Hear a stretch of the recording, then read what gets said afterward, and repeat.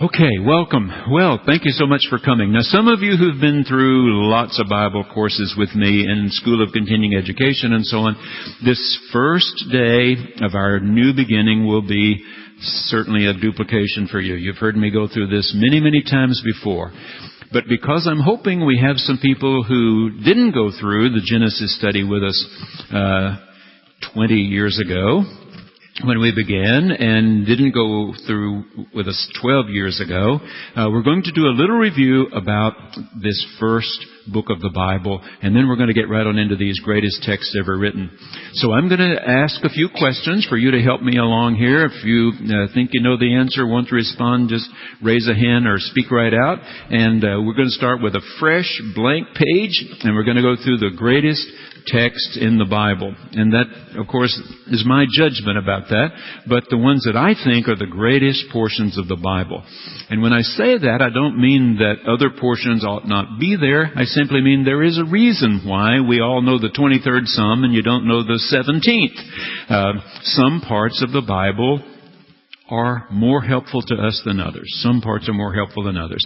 Some who wrote seem to be much more better tuned in to God than some others. And we've seen that as we've gone through our last 12-year trek through the Bible. So what I'm trying to do is lift up for you those greatest texts in the Bible. And all I'm going to bring this time with me is one of my Bibles. And I looked at the Bibles I have on my shelf and how I've marked them. And I decided, all right, this is the one. The one I'm using in worship right now is a new red one.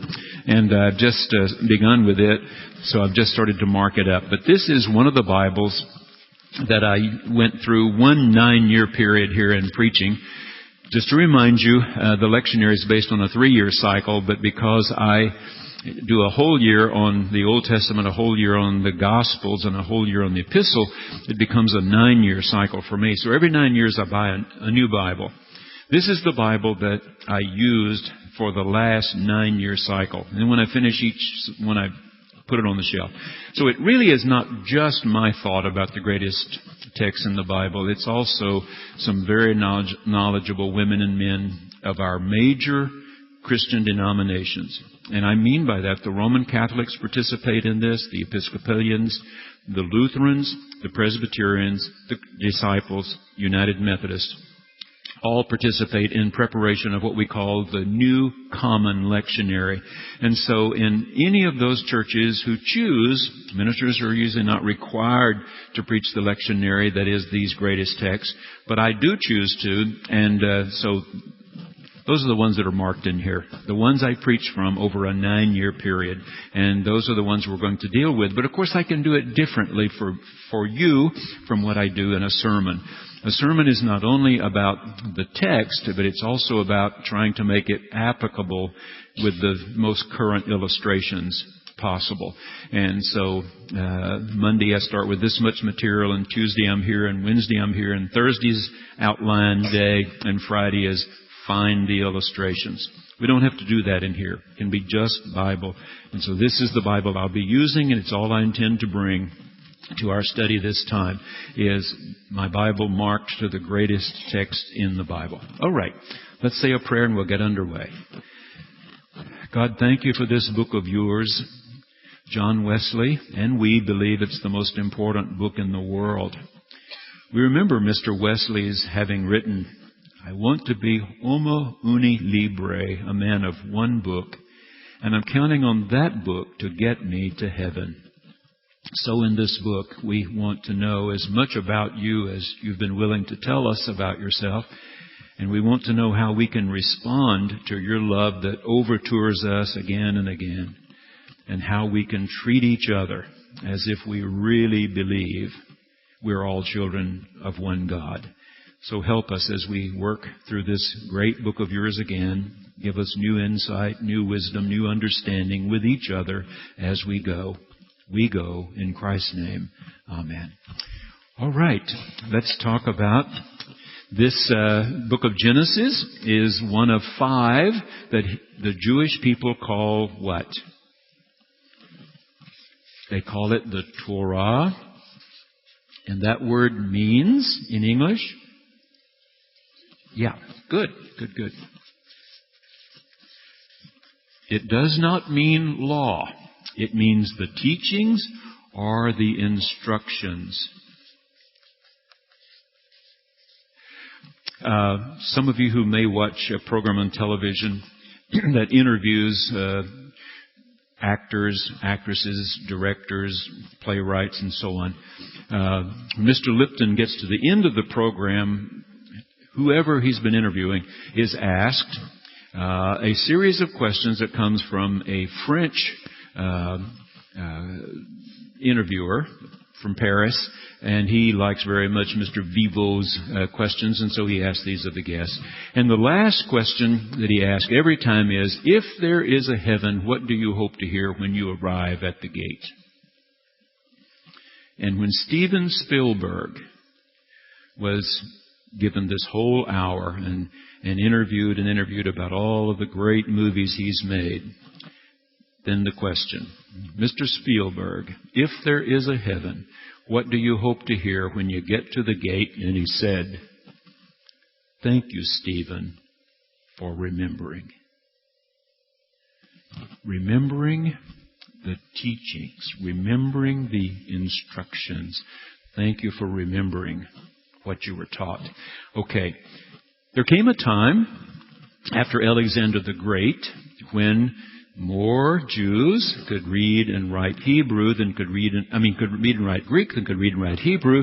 And so a group of scholars, 70 of them, 7's a very special number in Judaism, 70 of them in North Africa, Alexandria, Carthage area, translated the Hebrew Scriptures into Greek. And that translation is called Septuagint. Yeah, that's the Greek word.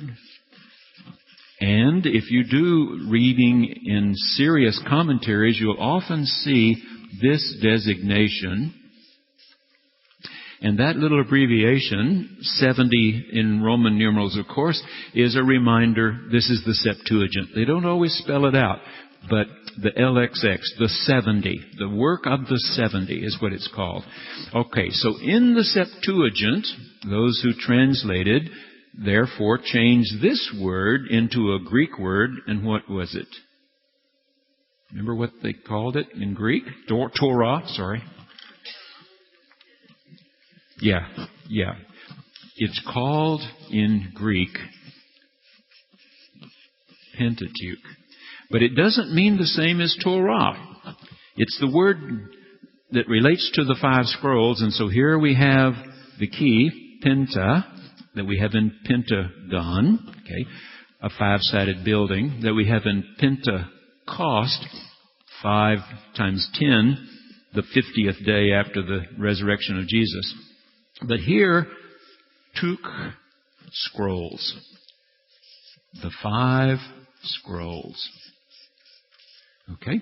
So, in Judaism, for sure, these 5, called Torah or Pentateuch, the most important of the 39 in the Hebrew Scriptures. If you can deal intelligently and faithfully with the first 5, as far as the rabbis are concerned, you got it. The other 34, fine. You can read them too. These 5 are the key. And in Temple Israel and Congregation B'nai Amunah right here in Tulsa, if you were to go to either of them every Friday night for a year, 52 consecutive Fridays, you would hear them read through the whole Torah. Every year. Read all 5 scrolls. So these are the key. More important than the other 34 for Jews. So very, very important. Torah, Pentateuch. Who wrote Genesis?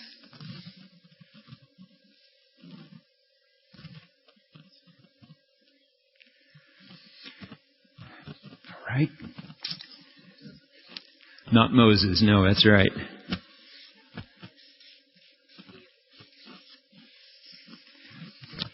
J.E.D.N.P. wrote the Torah. Okay, let me help you here. Just a reminder. The Jews count their history from one man and one woman, not Adam and Eve. Who are they? Abraham and Sarah. The Jews say that they became a separate people with Abraham and Sarah. We'll get to the Abraham and Sarah stories, but for now, simply a reminder that everything before Abraham and Sarah is for the Jews prehistory. Now that will help you a great deal if you will hold on to that thought. Everything before Abraham and Sarah, prehistory. Now, what we mean by that is that after the time of Abraham and Sarah, the Jews are telling their story. But prior to Abraham and Sarah, they are trying to tell stories that somehow bring things from the very beginning to Abraham and Sarah. So they're trying to deal with how the world came to be as Abraham and Sarah experienced it. Are we clear? All right. Now, when we start asking who wrote Torah and Pentateuch, King James Bible said first book of Moses, second book of Moses, third book of Moses, fourth book of Moses, fifth book of Moses. Moses didn't write. Didn't write this. Okay, did not write. Now, when I tell you what I'm telling you, I am telling you the very best scholarship of all of these bodies I've already mentioned, Christian bodies. But I'm also giving you the very best scholarship in conservative and Reformed Judaism. Now, Orthodox Jews are a breed unto themselves. Orthodox Jews, like the most conservative Christians, believe every word in the book is literally true. Literally true. Inerrancy of Scripture. Okay. So the Hasidim with the little curled forelocks in front of their ears, sometimes the little boxes right in strapped to their foreheads, because they take literally, you shall keep the word of the Lord right before your eyes all the time. So there's a little box with the most important scriptures rolled up in there. Okay, those are the literalists. That's not who Rabbi Fitzerman is. It's not who Rabbi Sherman is, nor their congregations. Would you use something of Scripture? Inerrancy? No error. No error. And by that, our first statement would be, before Gutenberg, 500 years ago, could crank out 2 copies exactly the same, no other 2 copies of the Bible in the world before Gutenberg are the same. So which one is the inerrant one, so to speak? Okay. All right. Let's go back. Abraham and Sarah formed the Jewish community. We believe they lived, best we can tell, about 1800 years BCE, before the Common Era, 1800. And those of you who've been through the studies with me before know that it will help you if you have a little memory tool here of 200, 400, 200, 400 after that. Just the way it worked out. The first 200 years are called the age of the patriarchs. We'll get to them later, more about them, much more about them. But Abraham, the promised son to him and Sarah, Isaac. Isaac and Rebekah had twins, but the line will follow through Jacob. And Jacob had 2 wives and 2 handmaidens, and from those 4 women produced 12 sons. But history would flow more through Joseph than the other 11. Age of the patriarchs, roughly 200 years. We believe the Jews ended up in slavery in Egypt about 1600. We believe they were allowed to leave by Pharaoh Ramses II, most scholars believe, about 1200. So 200-year patriarchs, 400 years slaves in Egypt. And then came Moses. Moses, who finally had to surrender the reins to Joshua, who led them across the river. And then they were afraid of kings. They'd had 400 miserable years with kings in Egypt, so they chose to live as a loose confederacy. The word in sociology is amphictyony. And amphictyony, a loose confederation of tribes. 12 of them, descendants of the 12 sons of Jacob. Hoping that if they had a common enemy, and most of the time they were just fighting the folks clearest to the watering hole or the green grass, but if somebody really big, like the Egyptians, marched on them again, or the Syrians from the north, or the Babylonians, or whatever, they hoped God would lift up someone who would pull them together to face an emergency. And those persons who were lifted up were called judges. They were called judges, and there's a whole book about the judges. And we know those names: Samson, Jephthah, Gideon, Deborah, and so on. Okay, 200 years of them, from roughly 1200 to 1000. 1000, King David. Solomon, Rehoboam, and the others for 400 years. 200 patriarchs, 400 enslaved, 200 judges, 400 kings, kings abolished by the Babylonians. Okay, just a memory tool. 200, 400, 200, 400, and so on. Who wrote Genesis? That's what we're asking. Who wrote Genesis? All right, we have no record. When I say we, I mean efforts of archaeologists and anthropologists looking everywhere in the Middle East have found no record of anything written by Jews before the time of King David. Nothing. So scholars believe that for 800 years, from Abraham and Sarah to David, they were an oral people. Oral. They told their stories around campfires. Okay? A story of creation. Not Genesis 1, Genesis 2. We'll come to that. A story of creation. All ancient people had them. Every tribal group sat around its own campfires and talked about how did everything get started. And sometimes the stories were similar, and sometimes they were not similar at all. But the Jews had their stories about how all things began. Okay. Only in the time of David, and that's an easy one to remember, 1000. When we got to the year 2000 of the Common Era, Jerusalem celebrated its 3000th birthday. Good round number. 1000.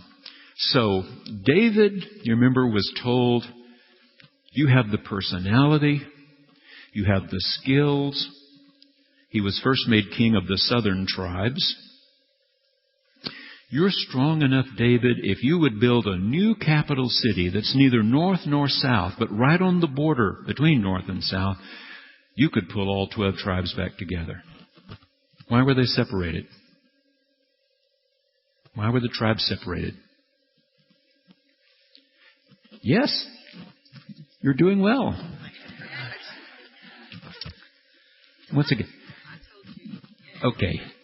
Gail said to tell you, it's because 10 of the sons of Jacob felt they were never loved as much as the other 2. Why not? The other 2 were born of favored wife. Jacob loved one more than the other, made that very clear. He was tricked by his father-in-law. We'll come to these stories. We'll deal with them in much more detail. He was tricked by his father-in-law into taking the older sister. He didn't know it. He said till the wedding night when everything was dark and he was ushered into the bridal tent and the flap was pulled down. And the next morning, sun came up and said, "Oh, my Lord, this is not the one I wanted. I want the other one, the younger one." The father had given him Leah, the one with the weak eyes. Remember? We'll get to that later. Okay. He lived with both of them as his wives, Jacob did, and Older one, not favored one, started making babies. Younger one made no babies. So she got jealous and said to Jacob one day, I need to have babies too that I can call mine. Take my handmaid here and make babies for me. And Jacob said, whatever you think, dear. And he and this handmaid started making babies. And then Leah quit making babies, and she was really unhappy about that and was afraid that Rachel was going to get ahead. So she said to Jacob one day, well, it's not fair for you to make babies with Rachel's handmaid and not make babies with my handmaid. Take my handmaid and make me more babies. And he said, whatever you think, dear. And she started having babies. Eventually, Rachel had 2. And they were Joseph and Benjamin.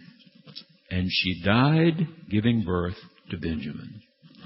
And was buried at a little nowhere place called Bethlehem. Rachel was buried at a nowhere place called Bethlehem. And the gospel writers Matthew and Luke thought it was very important for people to know that Jesus was born at the house of David, the community in Bethlehem. All right, that's another whole story. But for right now, 10 tribes, 10 sons who were born to not favored wife and 2 handmaids.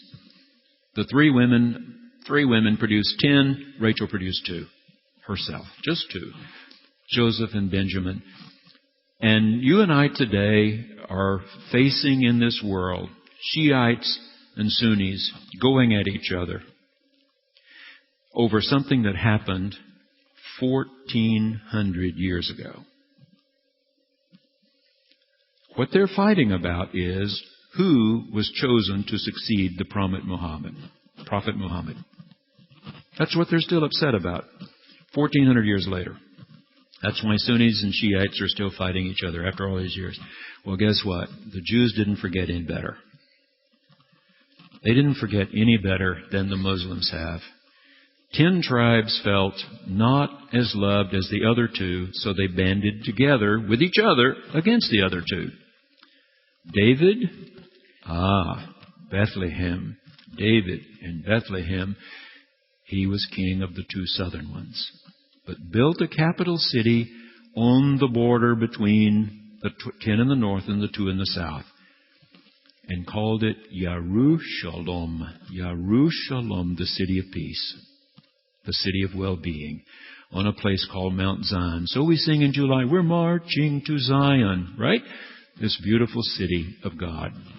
The one in Jerusalem, the heavenly one, similar but much better. Okay.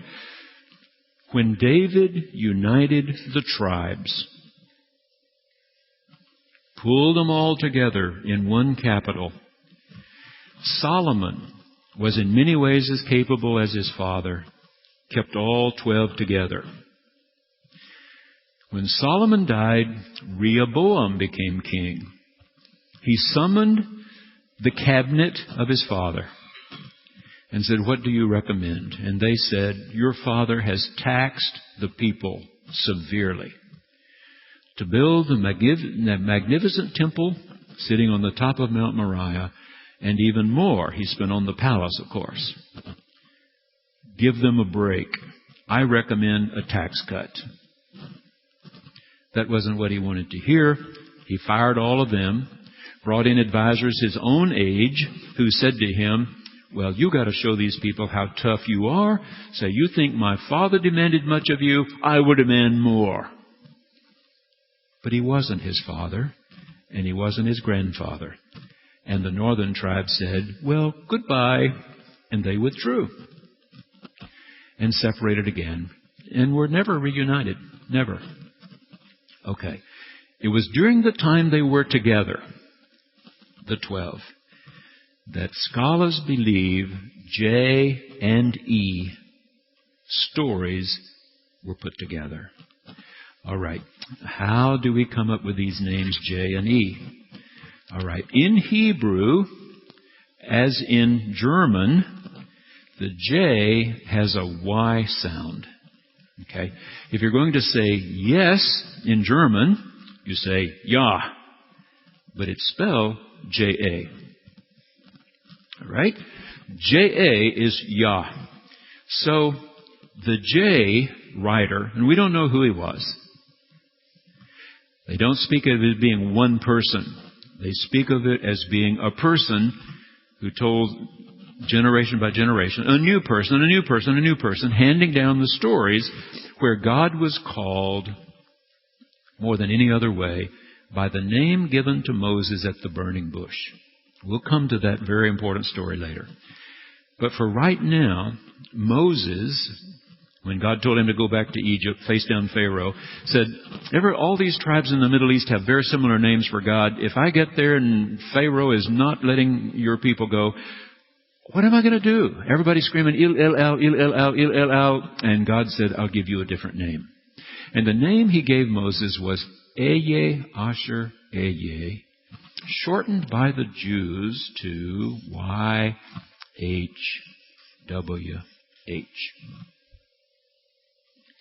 And later, folks said, well, you can't pronounce that.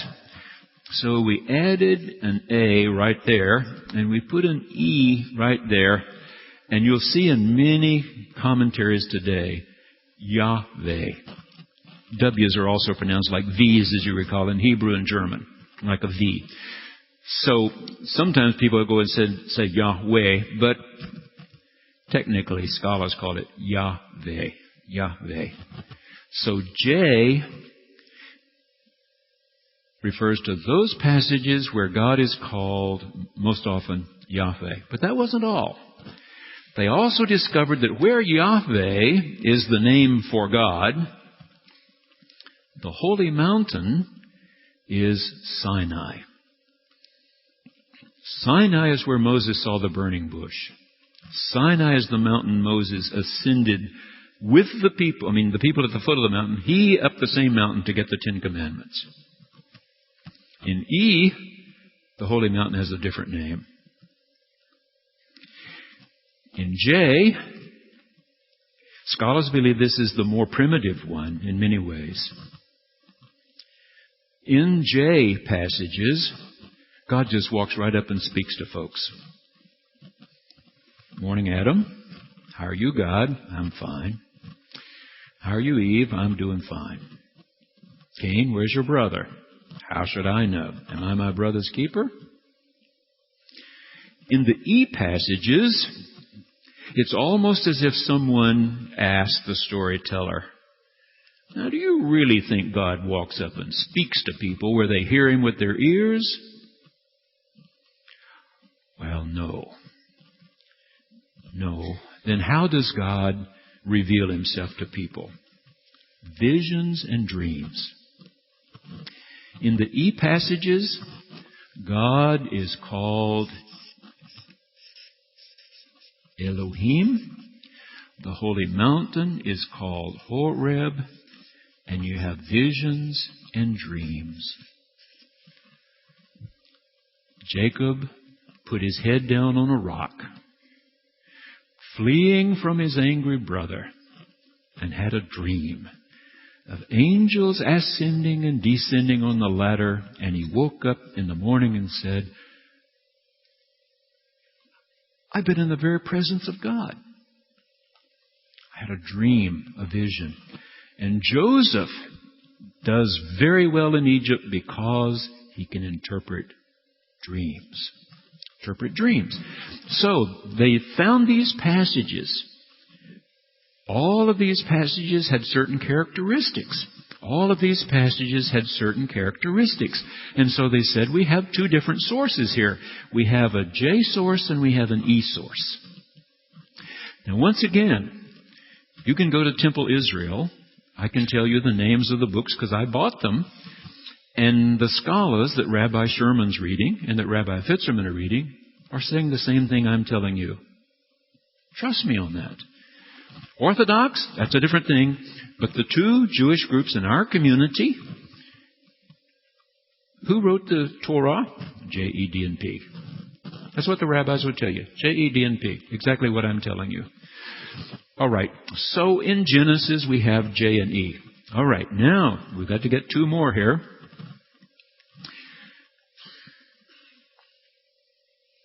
The D comes from the word Deuteronomy.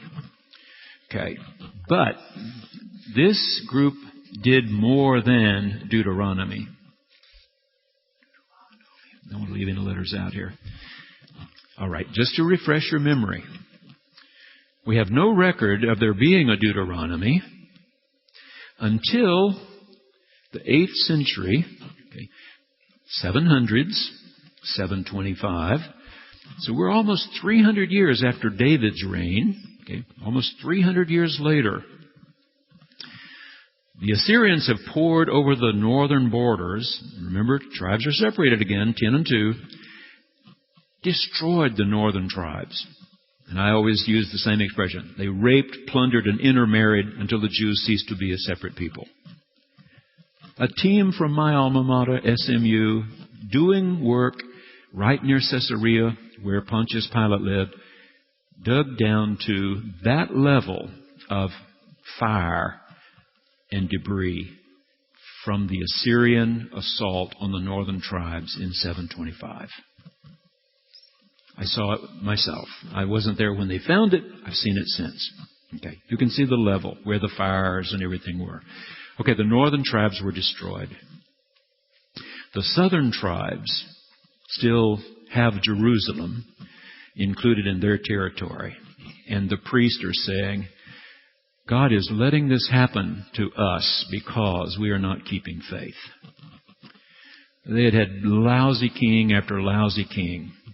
Ever since the death of Solomon, lousy kings, taking bribes, graft, punishing innocent people, political prisoners, all that sort of stuff that goes on with kings. And so a group of priests in the Jerusalem temple said, we've got to get King Josiah's attention. And they went running in after his breakfast the next morning saying, King Josiah, last night we were doing some cleaning in one of the farthest most closets of the temple, and look what we found. A 5th scroll of Moses. And scholars believe the ink was still wet on the writing material. It was 500 years after Moses. But King Josiah, when he was told it was from Moses, took it seriously. There was meaningful reform. But these Deuteronomists, they're called by scholars, the Deuteronomists, and we don't know their names, did more work. They did other work. 1st and 2nd Kings tell you the story of David and Solomon, Rehoboam, warts and all. I mean, they tell you how marvelous David could be and how despicable he could be when he took another man's wife. One of his commander's wives, while this commander was off fighting one of David's wars. And when she ended up pregnant from that encounter, David was trying to figure out how he could cover himself. And he sent word, send Uriah back from the front. If he sleeps with his wife, he'll not count up the days perfectly. He'll think this child is his. You remember Uriah came back from the front and slept out away from the house saying, I'm not sleeping with my wife till all of my men get to come home and sleep with theirs. And so what did David do? He tried to get him drunk. Sent over some, hey, for one of my commanders, nothing's too good. And he gave him plenty to drink, thinking now he'll give in and go sleep with his wife. And he didn't. And so David sent him back to the front and said to his commander Joab, march the forces right up against the wall. They had laid siege to a city. March them right up to the wall and then have everybody else retreat. And that's what they did, and Uriah was killed. So David could be despicable at times, do really bad, stupid things. In 1st and 2nd Chronicles, all the bad things about David have disappeared. The stories are retold, and David does nothing but good things in Chronicles. Deuteronomists were trying to put the best face on everything and felt it wasn't in the best interest to tell everybody everything you knew about John Kennedy or something like that. Okay, you clean it up as much as you can. You clean it up as much as you can. All right. Now, a similar fate finally comes to the southern tribes that befell the north. Josiah does attempt meaningful reform, and things go better for a while. A newer power comes to be, called Babylonians, modern-day Iraq, and marched south, 587, 586, laid siege to the city of Jerusalem, eventually breached the walls, took everything of value out of the palace and the temple, gold, silver, bronze, set fire to both of them, burned the gates off their hinges so that the city was absolutely defenseless, and force-marched all the best and brightest away to Babylon. In Babylon, a group of these Jerusalem priests said, "We must not give in like the northern tribes did." The northern tribes ceased to exist as a separate people. We must not give in.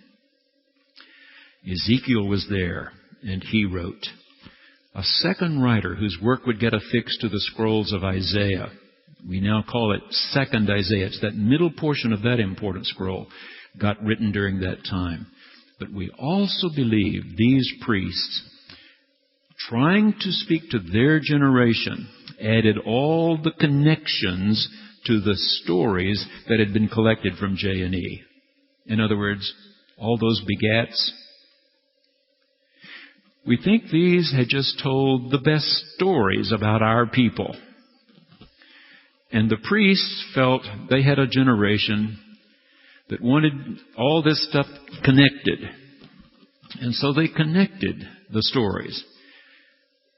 We believe they meant well, but those connections are what makes Orthodox Jews and the most conservative fundamentalist Christians believe the earth is only 6,000 years old.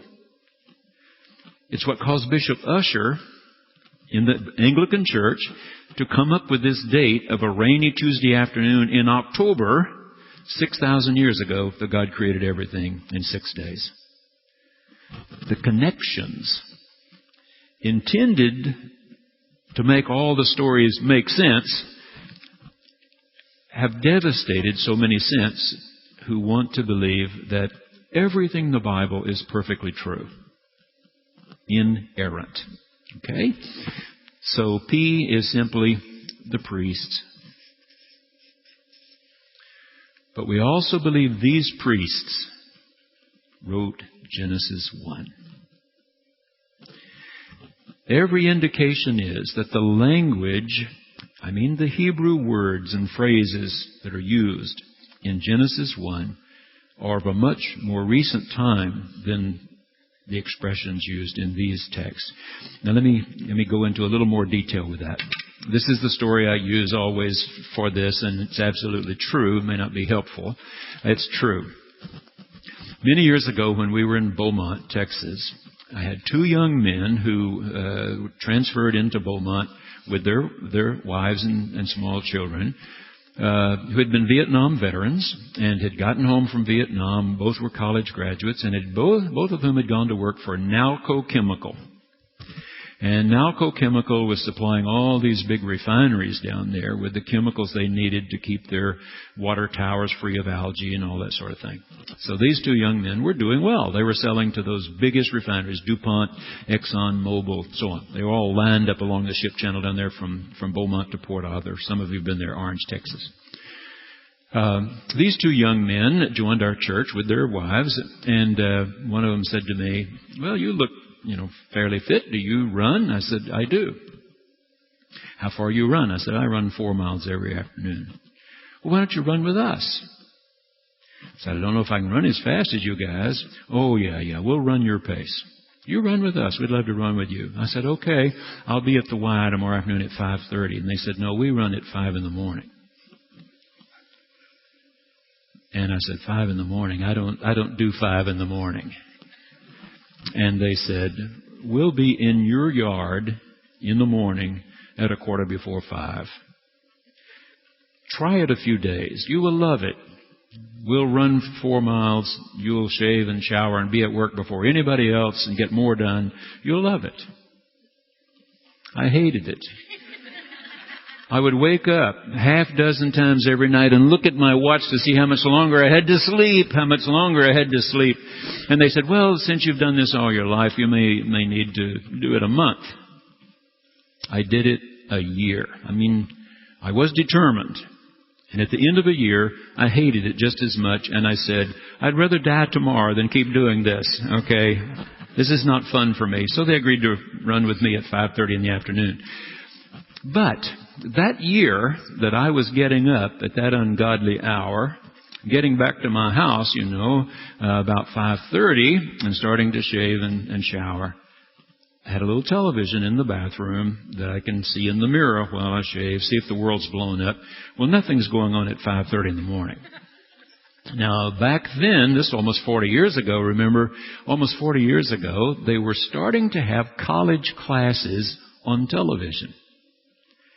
And for a whole 4.5 months, I watched a class from Columbia University, New York City, on ancient Egyptian art. As a liberal arts grad, I had to take art appreciation and all these sort of things. But this was even more in detail about one specific country, ancient Egyptian art. And as I watched morning after morning while I'm shaving, getting ready, I saw them. They would say, now, when you see a little clay horse and its tail is just one sort of clump of clay and it doesn't have a differentiated mane, that means that little horse is older than 900 BC. But if you find a little clay horse that has differentiation of the hairs in the horse's tail and differentiation in the hairs on the horse's mane, that's more recent because an artist learned how to do that later. And so we can tell when we dig into these pyramids and ancient tombs of Egypt how old the little clay horses are. Now, there were much more, of course, in a 4.5-month course, but that was the idea. All right, I studied German, I had Latin, I had Greek, along with all the English I've been taught through the years. So in these 4 languages, I was taught words come into vocabularies and they go out of vocabularies. Every year there are articles about what Webster's added to their dictionary this year, and then they mark certain words archaic. Words come in, words go out. Okay, let me tell you something. When Dr. Bruce Metzger gave our Barton Clinton Gordy series, he told you that when the 34 scholars who worked with him on preparing the New Revised Standard Version of the Bible, which is the one on the back of your pew there, took them 17 years, there were still more than 1,000 Hebrew words whose meaning they did not know. Now, your neighbor who believes in the inerrancy of Scripture isn't going to buy that, but it's true. And the reason is that as the Jews moved around the Middle East all those years, one watering hole after another, they bumped up against different cultures. Moses fled from Egypt. So when he found a wife, there were no Israelite women for him to find in the Sinai desert. He married a Midianite woman. Remember? Jethro was a Midianite. So they would bump up against the Midianites, and they might live at a watering hole for 2 or 3 years. If the water ran low, the grass wasn't green, move on. Bump up against the Edomites, the Moabites, the Perizzites, the Hittites. Words came into their language and went back out of their language a few generations later because nobody's writing it down. They don't know how to read and write. It's oral. It's all oral. So when I tell you that scholars can say Genesis 1 is a 6th century document and Genesis 2 is a 10th century document, they're saying Genesis 1 is 400 years after Genesis 2. Okay? Still with me here? So, Genesis 2, the older creation story from the Yahvist, Genesis 1, from the priest in Babylon. Very old, primitive. God created a little gingerbread boy one morning, puffed in his mouth. He jumped down off the wheel and started dancing around. Old, primitive. It doesn't say gingerbread. I threw that in. But anyway, this is the Genesis 2 story. Genesis 1 story. Conquering people always said, okay, who has the greater God?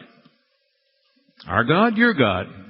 We just burned your city. We just took all the gold, silver, and bronze you had, burned your city. Who has the greater God? And the priests were afraid the Jews would give in. These southern tribal Jews would give in as the northern ones had and just mesh into the Assyrian culture, now Babylonian. They would cease to exist as a separate people, so they wrote Genesis 1. And what a powerful document it is. In the beginning, God created the heavens and the earth. Not Marduk, the Babylonian god, but El, the Hebrew God. The Hebrew God. Okay, so as we go into Genesis, if you can sort of remember here, we have J passages, and E passages, and D passages, and P passages. They wrote Genesis. All right? Everybody all right so far? Okay. Some of the problems literalists have, inerrancy of Scripture folks have, is understanding that J and E were meshed at some point. And they had not told the stories exactly the same way around the campfires. What scholars believe is that one source had told its stories around southern tribe campfires, and one source had told its stories around northern tribal campfires. But when David put them together and had one temple, they meshed the stories. So what do we come up with? They both had a story about a big flood. God said to Noah, it's about to rain. Seriously. You need to build an ark. Now, I want you to take 7 of every species on the boat with you. Did you hear me? I want you to take 2 of every species on the planet. There it is. 7 was always a special number to Jews, representing wholeness, fullness, 7 days in the week, 7 candles in the menorah. 7. Another said, 7? You don't need 7. You need 1 male, 1 female. 1 male, 1 female. That'll do it. But they're trying to help North and South get along. David wants North and South to get along, so they put 7 into both of them in the story. Okay? But the point of the story is not how many animals got on board, because the truth is they couldn't have built a boat big enough to get them all on the boat. It's a story before Abraham and Sarah. Before Abraham and Sarah. Prehistory. Somewhere in their ancient mind, there was a story about a huge flood. How did we survive? There's 17 other known stories from the Middle East about that same flood. And so what you want to look at is, if we know all these groups who were heathen and pagan had a story about a great flood, how does their story end and how does the Jewish story end? We'll get to that when we get to Noah. The ending of the story, the way the story is interpreted, is the difference. What the Jews understood about the story and what the pagans understood about the story. Okay, everybody happy? All right, let's look at Genesis 2. This is the more primitive story. It's the older one. And remember, you're dealing with primitive minds who've tried to make sense of the world as they experience it. Let me remind you, I say this sometimes, and when I say it on television, it may help, I get hateful letters from a few. When I tell the people on television who aren't with us every Sunday here live, that every writer of the Bible believed the earth was flat. Believe me, that's true. Every writer of the Bible believed the earth was flat. Every writer of the Bible believed the earth was the center of the universe. Every writer of the Bible believed the sun went around the earth every 24 hours, creating day and night. They were wrong. So the Bible is not inerrant. The Bible is the Word of God. It's about what God found a way to reveal about Himself to people on the planet Earth. The first rabbi we had in the Barton Clinton Gordy series, Rabbi Herman Shulman from Chicago, first presentation to you and me was the God of Sinai, how God has chosen to reveal Himself to Jews. He chose to reveal Himself to Jews, and where He started was Moses and the burning bush. That's where He started. Not with Genesis 2. So a primitive people, not reading, not writing, trying to make sense of their world. Genesis 2, the story is rather simple. In Hebrew, it says, one morning when the dew had settled in the dust, the word for the dust in the ground is Adama. Adama. God scooped it up. And in Hebrew, it literally says, like a potter at a wheel, God began to treadle. Every time I tell this, Gail says, that won't work. You can't create a person on a wheel. If you're working on a wheel, you knock its arms off. I understand. That's the way the ancient storyteller told it. God treadled until He had this little being just the way He wanted it. And the little man jumped down off the wheel, and from the Adama, God had made an Adam. And God said, wow, that was fun. Why don't we do that some more? I tell you what, I'll make something and you give it a name. And He made something, and Adam said, elephant. Hey, good. And He made something, and Adam said, giraffe. Good boy. And he just sat there all afternoon making things, and Adam giving them names. And then God looked at His little man, and he looked sad. He just looked so sad. And so God caused a deep sleep to fall upon Adam. And God took a part of the Adam, who had been made from the Adama, and He created a female. And Eve just means a mother. He created a mother. And Adam woke up and said, in Hebrew, now this is more like it. This is better than elephants and giraffes. I like her. And that's what Genesis 2 is all about. How God created first humans. We are not afraid, as United Methodists, for our anthropologists to keep studying, to learn what they can from Lucy, to learn what they can from every new skeletal find. Because our story is about humans and how God has chosen to reveal God's own self to humans and how humans may respond. I can assure you, our two rabbis, whom we love and count as dear friends, are not out looking for two skeletons. They are glad for all the anthropologists to keep looking and helping us know as much as we can about first humans.